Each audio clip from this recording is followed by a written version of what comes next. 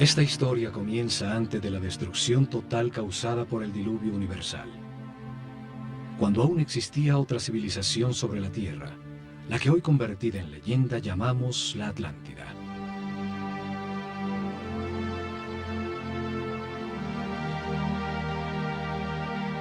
Tenían una sabiduría producto de la evolución de la conciencia del hombre durante miles de años, de las verdades comprendidas sobre el funcionamiento del universo y del proceso que llamamos vida. El estudio de las constelaciones les reveló que la humanidad era una unión viviente entre el cielo y la tierra, que las estrellas y los soles la afectaban, formando estaciones, ciclos y ritmos.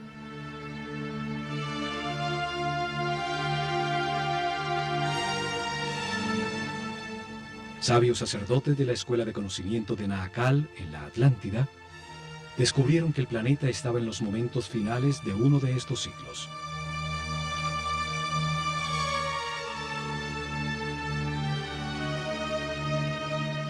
Advirtieron sin ser oídos que una catástrofe inminente destruiría las estructuras que organizaban la vida del hombre.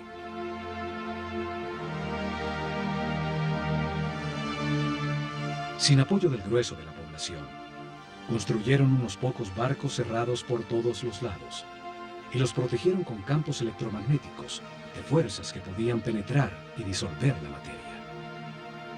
Dirigidos por el sumo sacerdote Chiquitet Arelish Bomalites, subieron a bordo con sus familias, unos pocos instrumentos, algunos animales domésticos, y hacia el este se alejaron de la Atlántida.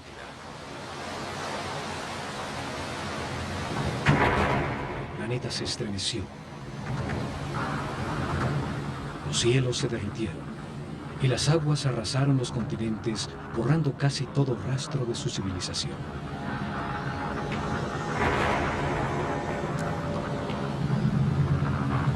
Como evidencia en dos lugares muy cerca a Egipto, se encontraron unas gigantescas losas de piedra, llamadas megalitos, que por su enorme tamaño, peso y difícil ensamblaje, demuestran una tecnología desaparecida, seguramente de la civilización atlante. La primera evidencia está en Baalbek, Líbano. Allí se encuentran las tres losas cortadas de piedra, más grandes y más pesadas del mundo. Son llamadas los trilitones. Cada gigantesca losa pesa 1.200 toneladas, mide 25 metros de largo, 8 metros de ancho y 5 metros de alto. Hoy, el peso más grande que se puede levantar con una grúa, el transportador espacial Discovery, solo pesa 150 toneladas, una décima parte del peso de los trilitones. Hoy no existe la tecnología para levantarlas, y mucho menos para colocarlas con tan extrema precisión. Fueron movidas a su lugar desde 3 kilómetros de distancia donde fueron talladas, y donde aún se encuentra una losa de igual tamaño que nunca fue utilizada por los constructores originales. La misteriosa plataforma, por su enorme tamaño, se convirtió en un sitio sagrado para las culturas que después del diluvio se asentaron en la zona. Asirios, persas, griegos y por último romanos construyeron sus templos más importantes sobre la plataforma.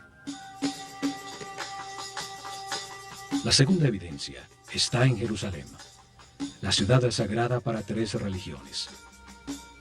Allí existen otro de estos megalitos, unas gigantescas losas de piedra, cada una con un peso mayor a 800 toneladas.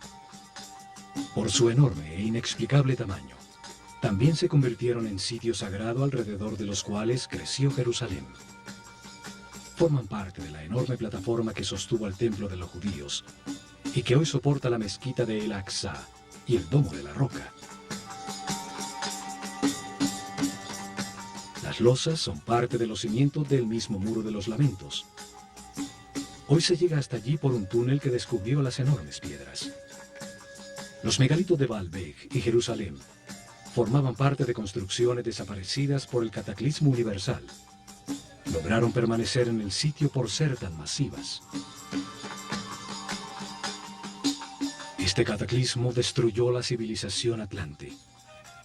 Sucedió alrededor del año 10.900 a.C., cuando el sistema solar atravesaba la constelación de Leo y quedó registrado en los libros sagrados de todas las culturas del mundo.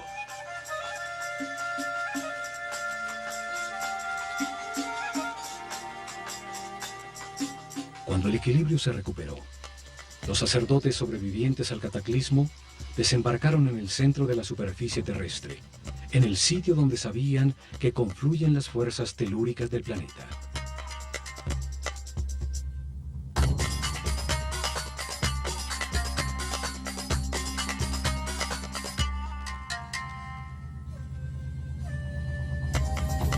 Esperaban utilizar estas fuerzas para impulsar el pensamiento del hombre, construyendo masivas formas piramidales que resonaban, concentraban y transformaban la vibración fundamental del planeta en energía.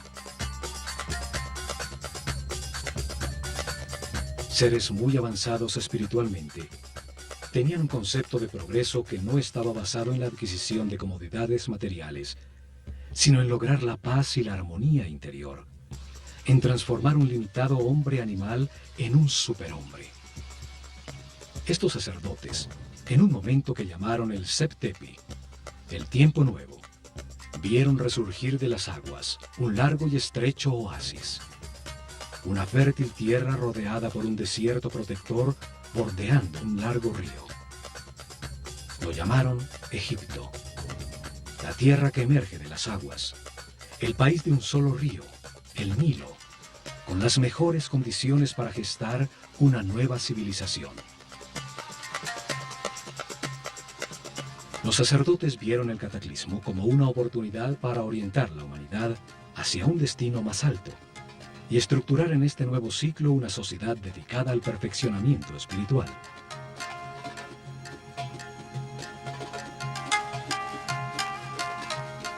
La Esfinge demuestra los enormes ciclos de tiempo que consideraban en sus planes.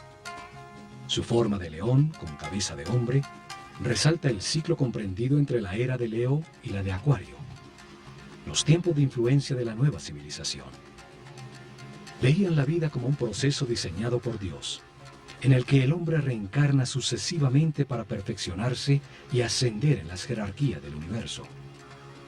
El espíritu del hombre que no comprende al Creador, ni la razón del universo o de su propia existencia, se encarna en un cuerpo para tener experiencias que le permitan adquirir sabiduría y comprensión.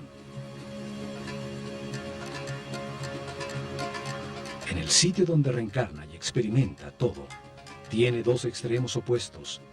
Es un universo polarizado y dual, que permite la comparación entre las partes para comprender cuál es verdad. Se aprende al vivir en carne propia el resultado de cada decisión y comportamiento en la vida. El sufrimiento permite entender la felicidad. La angustia permite entender la paz. A lo largo de muchas vidas, de comparar los dos extremos se comprende que lo único verdadero está en el centro, en la neutralidad del amor. A través de la reencarnación, el hombre comprende poco a poco. Se transforma en un ser respetuoso de todo lo que existe, comprende que todo tiene su función, acepta que todas las circunstancias, aún las más difíciles, son perfectas, pues son lecciones para el perfeccionamiento espiritual. Vida tras vida, el hombre va ascendiendo de nivel, tiene más información, permanece en paz y armonía, maneja más energía vital, se transforma en un ser tolerante y respetuoso que accede a mayores poderes. Comprende que en el universo dual, en las circunstancias contradictorias, lo único que no tiene polaridad es el amor. El amor es neutro, como Dios. Con el zodíaco de Denderá, enseñaron que este proceso de aprendizaje toma a cada espíritu un ciclo cósmico, 12 eras zodiacales.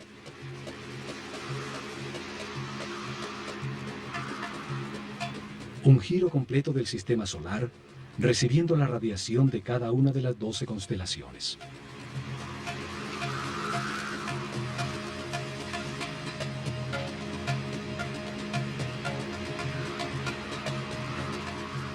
Durante estos 25.920 años, reencarna 700 veces en distintos cuerpos, lugares, tiempos, circunstancias, condiciones y personalidades. En cada vida aprende algo distinto. Cada vez nace influenciado de distinta manera por las fuerzas que irradian las estrellas.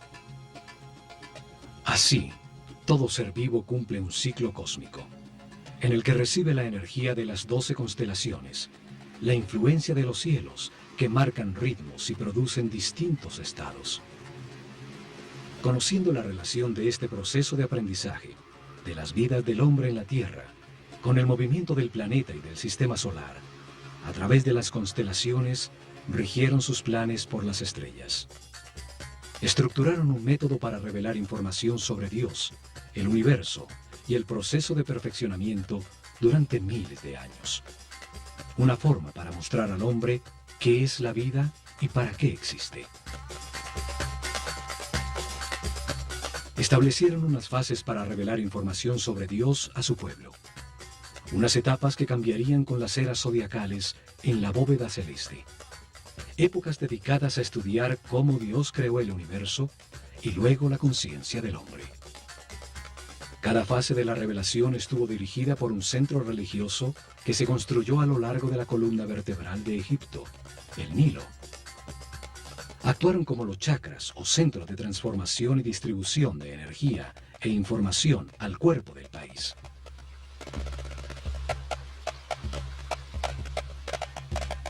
Desarrollaron en 4 épocas, 4 centros religiosos, cada uno dedicado a explicar y lograr comprensión en el pueblo sobre una fase del Génesis.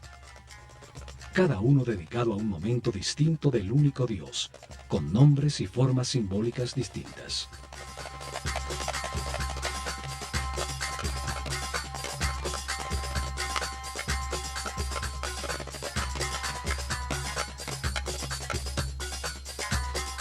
El primer centro religioso fue establecido en Anu, llamada Heliópolis por los griegos, al comenzar la era de Géminis en el año 6620 a.C., en la época predinástica de Egipto. Una era dedicada a la simetría en el arte y en la arquitectura. Fue dedicado a revelar información sobre las características, cualidades y significado de un Dios absoluto, el único Dios, la causa original, el todo, al que llamaron Atum-Ra, la unidad homogénea estática antes de manifestar el universo. El segundo centro religioso fue establecido en Memphis, al comenzar la era de Tauro, en el año 4460 a.C. Fue dedicado a revelar información de otro momento de Dios, cuando manifiesta al universo, los planetas y los soles, cuando activa su voluntad, su energía divina y crea la materia. Llamaron Ptah a esta característica creadora de Dios. Durante esta época se nota la influencia de Mentú, el toro que representa la era de Tauro, en todo Egipto, aún en los nombres de los faraones. El tercer centro religioso fue creado en Hermópolis, dedicado a Tot. Así llamaron al único Dios, cuando multiplica la creación sobre la tierra, con la diversidad de la naturaleza, las plantas y los animales. El cuarto centro religioso fue establecido en Tebas, con la llegada de la época de Aries, el Ram, en el año 2300 a.C. Fue dedicado a revelar información sobre las características, cualidades y significado de Dios, cuando crea a su imagen y semejanza la conciencia del hombre. Lo llamaron Amón-Ra. En esa época se da el momento culminante de la civilización. Se construyen cientos de templos donde las figuras de carneros predominan y los faraones incorporan Amón y Ram a su nombre.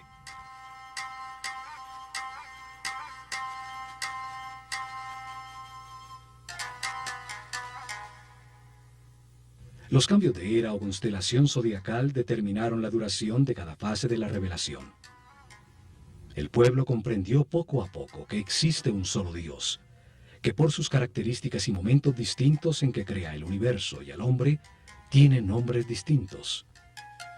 Crearon una escuela de misterios para transmitir su conocimiento, garantizando sacerdotes sucesores de su casta que continuaran el proceso de revelación. Alrededor de los templos y centros religiosos desarrollaron el país. En su interior se dedicaron a transformar a los iniciados en seres respetuosos, capaces de guiar a su pueblo y manejar las fuerzas fundamentales de la naturaleza.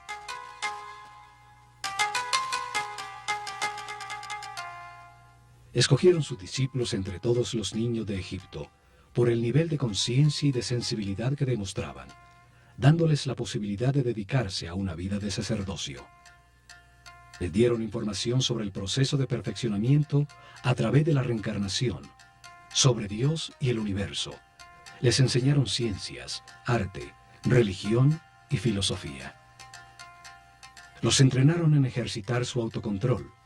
Aprendieron a conservar su energía vital, a comprender la importancia del respeto y el libre albedrío, acelerándoles el proceso evolutivo. Los convirtieron en los sucesores de su casta, sacerdotes con el conocimiento y el poder que éste produce, y la misión de guiar al pueblo en un camino de perfeccionamiento general. Se han encontrado estatuas de sacerdotes, unas saliendo de un cubo, otras representados como escribas, seres con el conocimiento.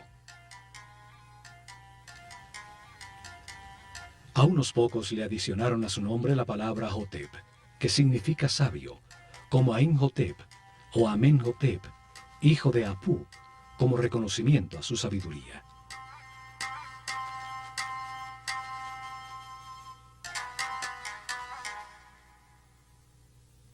Es en los templos donde concentraron el conocimiento, el poder, la riqueza material y espiritual.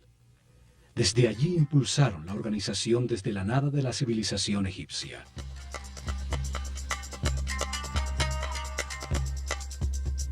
Utilizaron el ojo de Horus como símbolo de esta cerrada organización de sacerdotes, que dirigió los destinos de Egipto por miles de años, desde las sombras detrás del faraón.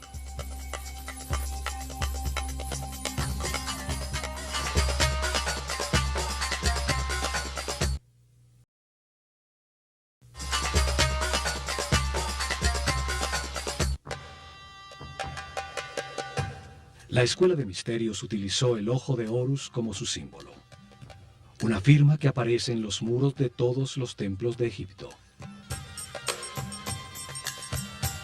Un símbolo trae a la mente, evoca lo comprendido de su forma, su acción principal, transmite una idea de manera muy simple, más allá de las palabras. Su significado puede ser entendido miles de años después de haber sido dibujado.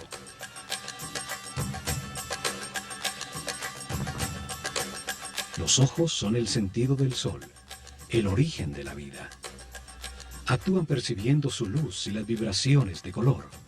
Transmiten a la mente la intensidad y la fuerza del fuego.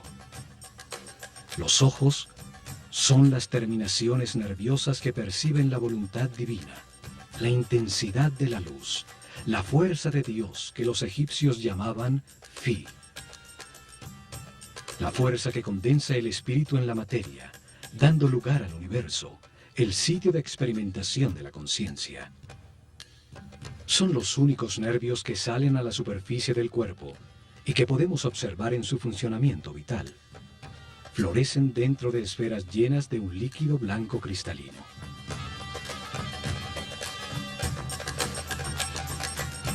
Los ojos simbolizan la dualidad. El ojo izquierdo es solar, sensible a lo negativo. El derecho es lunar, sensible a lo positivo y afirmativo. Cruzan su información para producir la imagen mental correcta del espacio. Simbolizan la experimentación de la conciencia en un universo de contrastes, para encontrar la verdad por comparación entre las partes opuestas.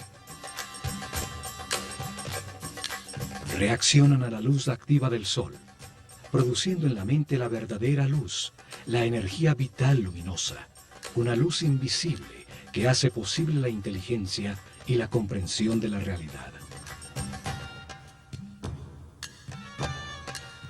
Los pájaros evocan la acción de volar, la libertad sin limitaciones materiales. El halcón es el pájaro que mejor ve. Horus el halcón representa al espíritu cuando completa su aprendizaje en la vida mortal y limitada. Cuando comprende las verdades del universo, porque las ha verificado en muchas vidas, y se eleva sobre las limitaciones materiales, sobre el tiempo y el espacio. El ojo de Horus es la conciencia inmortal que todo lo sabe, que todo lo ve. Puede volar muy alto sobre todo lo que existe o fijar su atención en cualquier detalle. Evidentemente, los sabios sacerdotes se veían como los observadores y los guías de un proceso de perfeccionamiento hacia la luz. Por eso su símbolo era el ojo de Horus, el ojo que todo lo ve.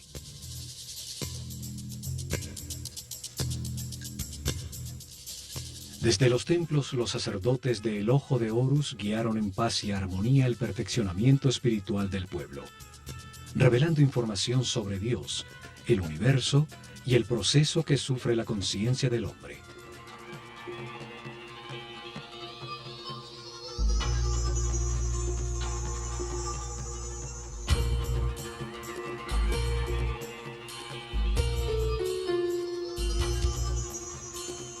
Protegido del exterior por altísimos muros, cada templo era un enorme complejo donde vivieron miles de personas, hombres y mujeres por igual, pues no había distinción de sexo.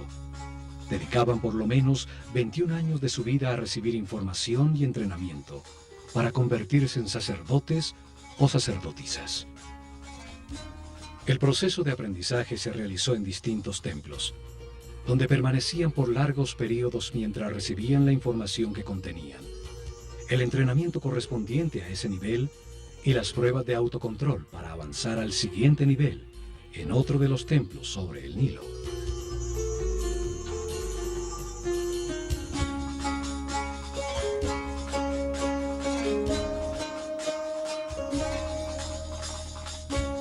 Cada templo fue una biblioteca viva con información especializada. Cada uno tenía una lección distinta sobre el universo o la razón de la existencia.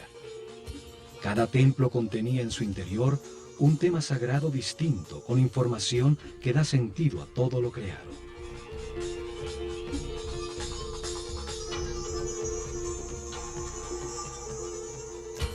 El nivel básico se realizaba durante los primeros 7 años, cuando recibían información general sobre el universo y entrenamiento para manejar los centros energéticos más bajos del cuerpo.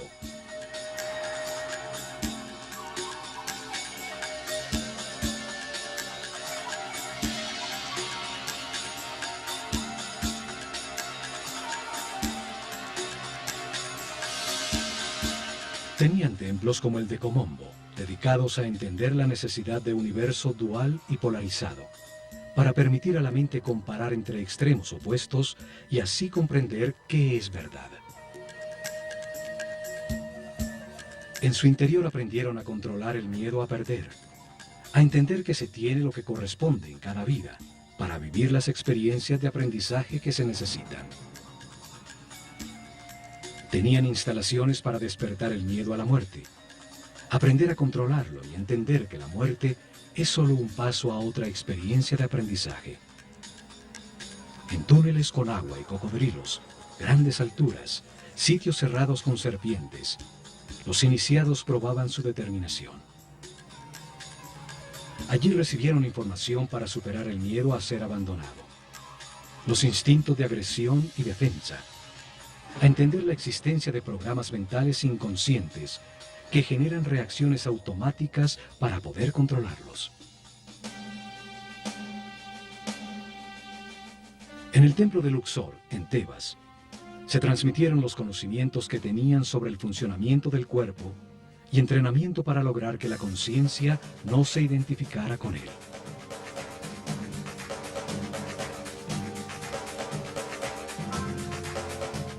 El templo entero era como un organismo humano. Cada salón representaba un órgano con información en sus muros sobre su función principal, el beneficio que el organismo total obtenía al realizarla y su relación con otros órganos.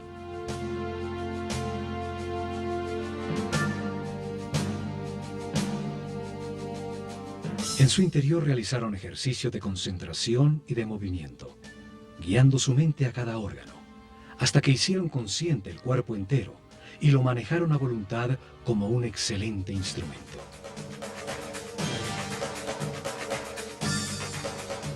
Varios templos con sacerdotisas de Neftis e Isis estaban dedicados a transmitir información y entrenamiento sobre las percepciones físicas, las emociones y deseos carnales del cuerpo, su diferencia con las emociones superiores, la intuición y la inspiración. Aprendieron a transmutar las pasiones y las sensaciones del cuerpo con el poder del espíritu, a elevar su conciencia y su vibración vital, a solicitar y canalizar la energía e inspiración de espíritus en planos más evolucionados para despertar su creatividad. Muchos templos como el de Hathor, en Dendera, estaban dedicados a las ciencias, a la astronomía, a la astrología y a las matemáticas. En su azotea se dedicaron a registrar los cielos, a entender las distintas energías que emite cada constelación y los efectos que produce.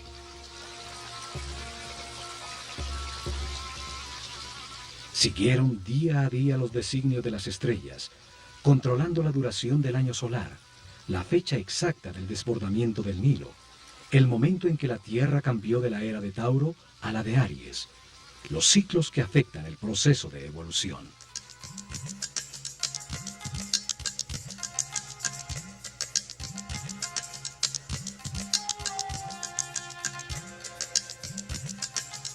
Luego de recibir información dirigida a la razón y entrenamiento para controlar sensaciones, emociones y pensamientos, dedicaban otros 7 años al lado derecho del cerebro, a la inteligencia del corazón, a encontrar la diferencia entre el pensar y el meditar.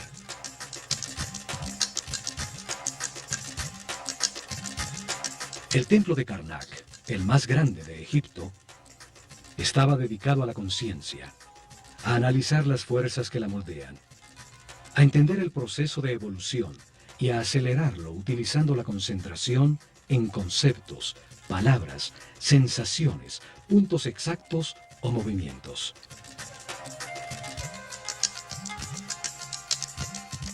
Aprendieron a concentrarse en sí mismos, a diferenciar entre el yo superior y el ego, a identificarse con un ser u objeto externo, hasta sentir y transformarse en lo que se piensa.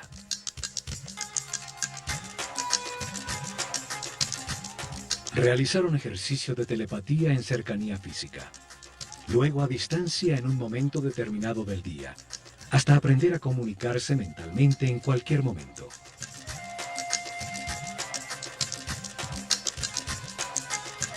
Recibieron información sobre el tiempo y entrenamiento para vivirlo como un eterno presente.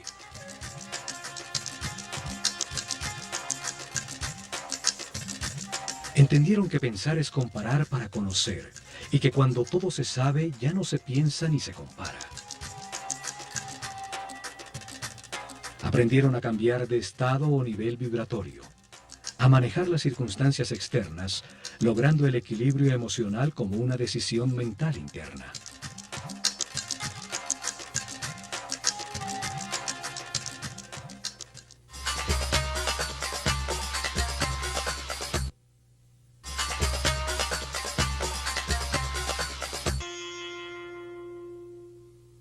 Cada templo contenía 3 niveles de información.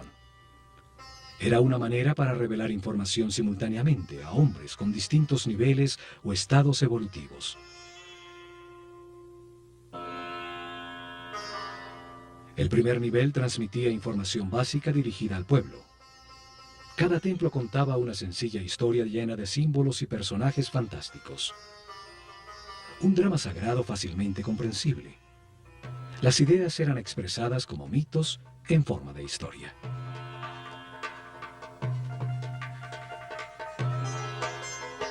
El mito, la historia fantástica, fue utilizada como un método para revelar al hombre un mundo que solo entiende imperfectamente. Los mitos cobran vida con solo creer en ellos.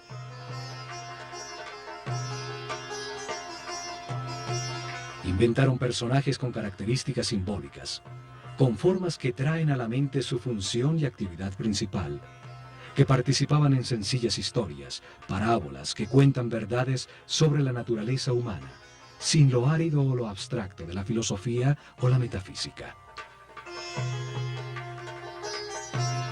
El pueblo recibió información sobre cada tema sagrado al escuchar la historia central de cada templo, al conocer las debilidades y fortalezas de cada personaje, las circunstancias que atraviesa y la manera como se resuelven.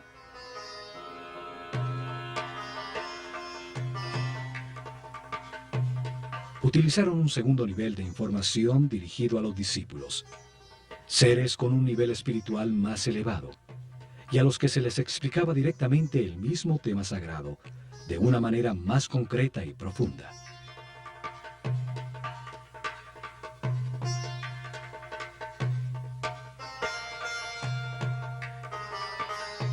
Para ello utilizaron las escenas descriptivas del mito, talladas en los muros del templo. Se les explicaba cada personaje, lo que simboliza en el universo, la parte del proceso de perfeccionamiento que representa, el porqué de su forma, su comportamiento y su función principal.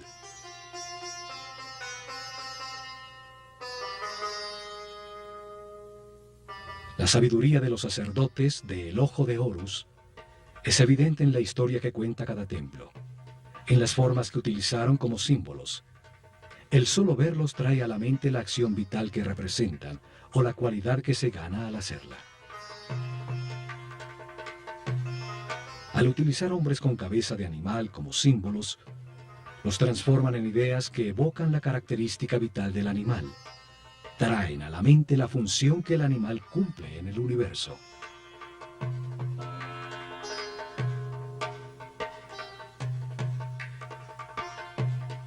Un hombre con cabeza de chacal adquiere sus características, su instinto de orientación en el desierto. Siguiendo sus huellas, siempre se llega a tierra cultivada.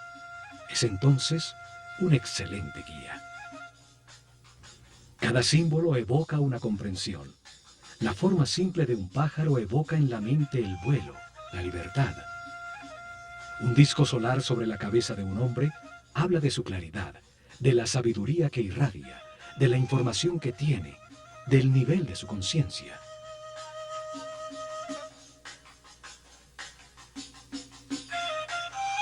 Estudiaron detenidamente los animales e insectos. Así recolectaron un profundo conocimiento sobre su vida, sobre su actividad principal, sobre sus características vitales, los hábitos que desarrollaba para lograrlo, su dieta alimenticia, la duración de su gestación, sus hábitos sexuales, el sentido principal de su existencia.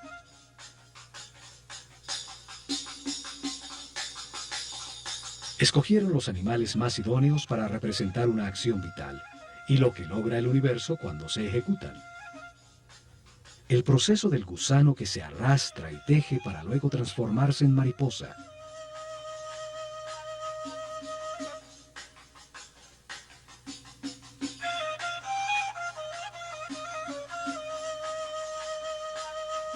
Entre todos los pájaros, el halcón es el que mejor ve. Tiene un cerebro óptico, con la vista más perfecta y desarrollada. Por eso es escogido como símbolo para representar esa función vital, el sentido de la vista. Una figura humana con cabeza de halcón es un ser que todo lo ve, que domina el panorama, viendo perfectamente cada uno de los detalles en los que enfoca su atención.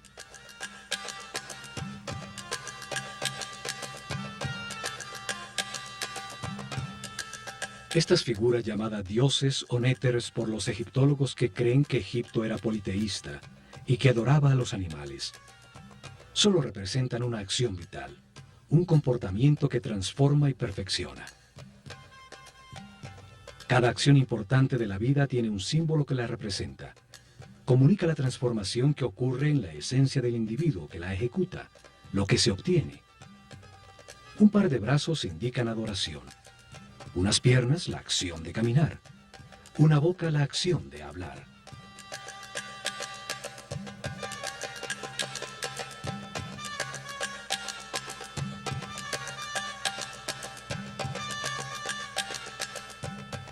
Y por último, en un tercer nivel de información, cada templo guardó un código secreto embebido en el símbolo mismo, solo conocido por los altos sacerdotes y maestros, con información sobre fuerzas y energías fundamentales, cómo controlarlas y utilizarlas para prestar servicio a su pueblo.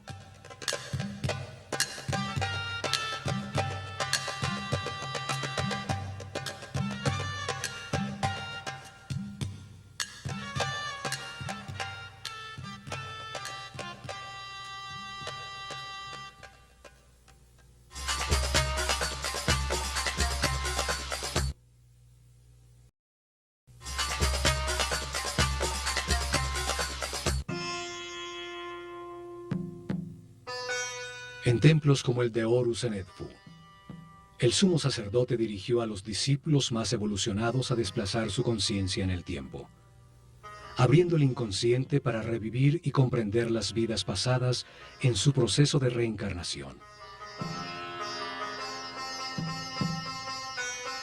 El sumo sacerdote siempre fue un ser muy avanzado en el camino espiritual. No se identificaba con el cuerpo, conocía perfectamente su funcionamiento y qué energías utilizar para equilibrarlo.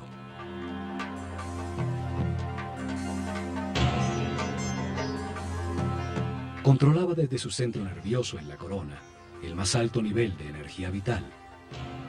Permanecía en un eterno presente irradiando amor, guiando y sirviendo con su divino poder.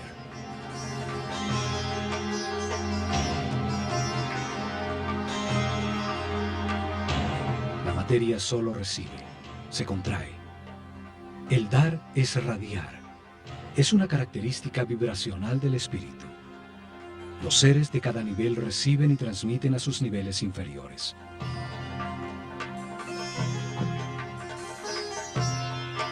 En sus salones entendieron que la realidad está compuesta de 7 niveles de energía vibracional, 7 corrientes energéticas con 7 distintos niveles de poder o fuerza.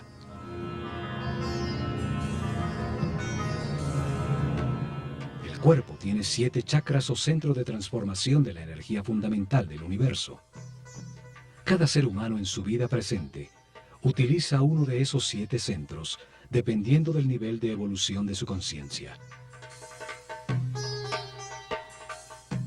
A mayor comprensión del universo, más respeto, más alto el chakra o centro nervioso que utiliza para transformar la energía. Mayor cantidad de energía procesa diariamente y más poderes trascendentales tiene. El sumo sacerdote podía controlar las fuerzas fundamentales por el altísimo nivel de energía vital en que permanecía su organismo. Su sistema neural tenía una resistencia correspondiente con ese nivel de energía.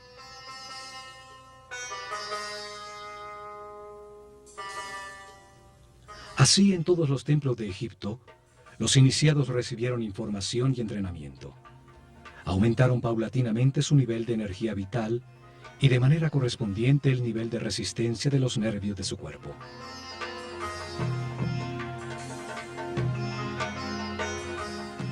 Aprendieron a mantenerse en paz, armonía, a respetar todo lo que existe, a aceptar la perfección del universo para conservar sus niveles de energía vital en el camino de perfeccionamiento que lleva a la omnipotencia, al control de fuerzas y energías superiores. Una intensa preparación física, mental y espiritual que terminaba con el momento de experimentar la totalidad y la nada, lo manifestado y lo inmanifestado, y recibir en una pirámide una poderosa energía que permite vislumbrar el 7º nivel de conciencia. Durante la era de Tauro, se dedicaron a experimentar con una forma piramidal de tecnología resonante que transformaba las vibraciones del planeta en energía. Un conocimiento heredado que había de llevar a la práctica.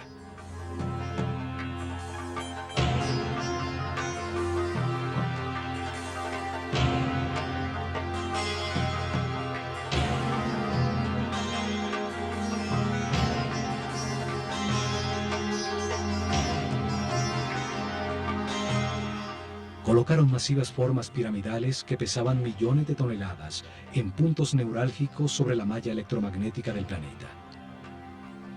La masa piramidal, que contenía millones de partículas de cuarzo, vibraba con la Tierra, produciendo energía por la fricción de sus moléculas, en un fenómeno que hoy llamamos piezoeléctrico. Construyeron muchas pirámides, hasta llegar al modelo que funcionaba perfectamente en la pirámide de Keops. En sus corredores, galerías y cámaras, transformaron esa energía en sonido, haciendo vibrar en niveles cada vez más altos el iniciado física, mental y espiritualmente preparado. Esta fuerza impulsaba la mente del hombre a percibir otras dimensiones, logrando estados especiales de conciencia. Con esta ayuda externa, los iniciados vislumbraban el séptimo nivel de conciencia. Regresaban recordando el éxtasis obtenido, las verdades verificadas, para transmitirlas a sus compañeros con sus palabras y acciones. En sus meditaciones posteriores obtendrían nuevamente ese estado de unidad sin movimiento, hasta que se consolide esta situación definitivamente y se encuentren de manera permanente en estado de Dios-hombre, siempre radiando energía positiva de amor.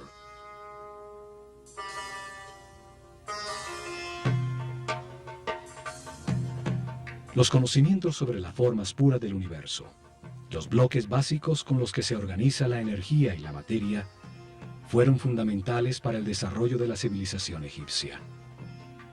Hoy llamamos a esas formas puras sólidos platónicos.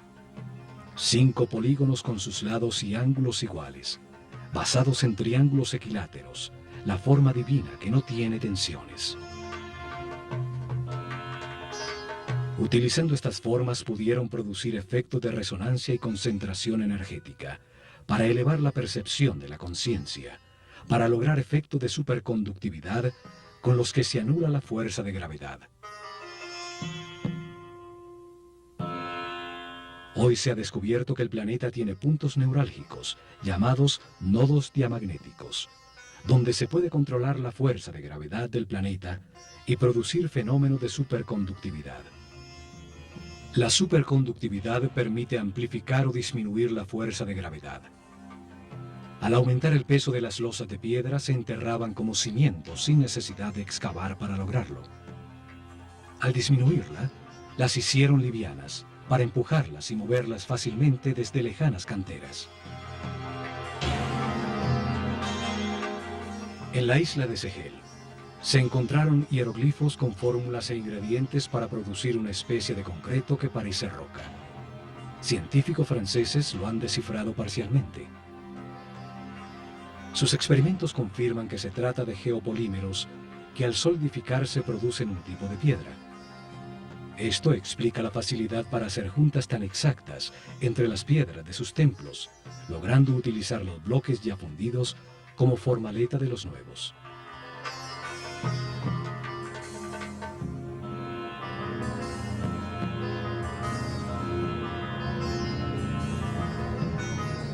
Pero lo más importante fue su visión de que la vida es un proceso diseñado por Dios para ampliar la conciencia del hombre.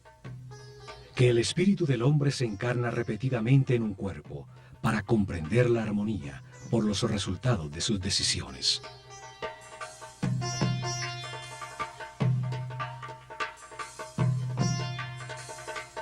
Al vivir muchas vidas con experiencias opuestas, de angustia y paz, de depresión y felicidad, de riqueza y pobreza, de salud y enfermedad, comprende la razón de su existencia y termina con las limitaciones materiales, transformándose en un superhombre inmortal. Un ser que no pierde en la muerte la conciencia o la información acumulada. Un espíritu sabio al final de un proceso que sube otro peldaño más en la perfección del universo.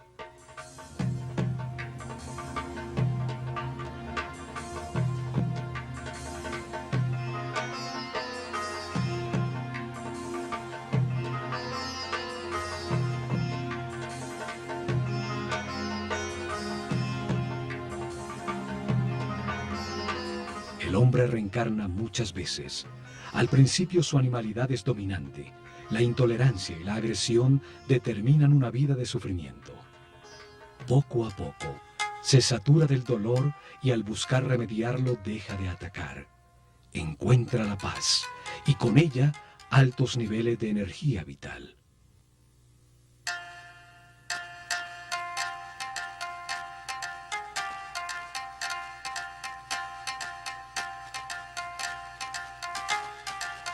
Con la información del proceso de perfeccionamiento y de las leyes que lo regulan, los egipcios mejoraron su vida.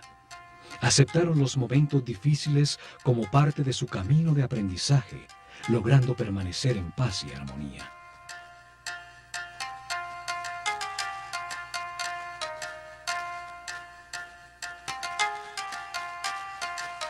Los templos se revelaron como hombres en un mundo de dolor, podían transformarse en seres sin limitaciones físicas, con conocimientos para transmutar la materia y trasladarse libremente en el tiempo y en el espacio.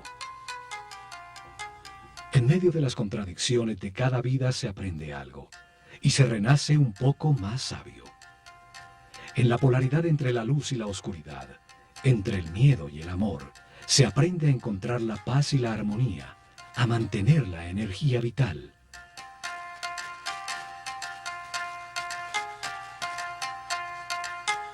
Al experimentar en carne propia los tormentos y la angustia que producen la ira, el odio, el rencor o la venganza, se comprende el valor de la armonía. Al comprender que cada decisión produce paz o sufrimiento, se puede pasar del infierno de la vida al cielo de la misma. El pueblo entendió que todas las acciones de la vida diaria, pescar, sembrar, cosechar, son una manera de acercarse a Dios, de ser más perfectos cada día. Lograron una comunidad en paz y una felicidad tal, que cuando el historiador griego Heródoto visitó Egipto en el año 500 a.C., no pudo menos que afirmar: de todas las naciones de la tierra, los egipcios son los más felices, sanos y religiosos.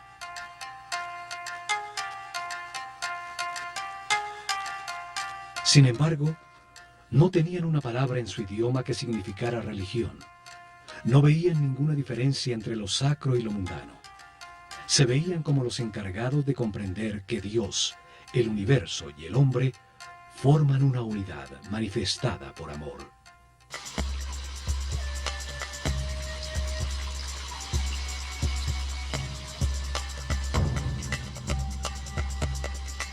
En estos programas del Ojo de Horus, veremos el mensaje que los egipcios transmitieron en sus templos, que todos los hombres avanzan por un camino de perfeccionamiento que toma muchas vidas. Unos están más evolucionados que otros, pero todos llegarán a la inmortalidad y a la conciencia permanente, solo aprendiendo a ser flexibles, a aceptar las circunstancias y a respetar a todos los seres que nos rodean.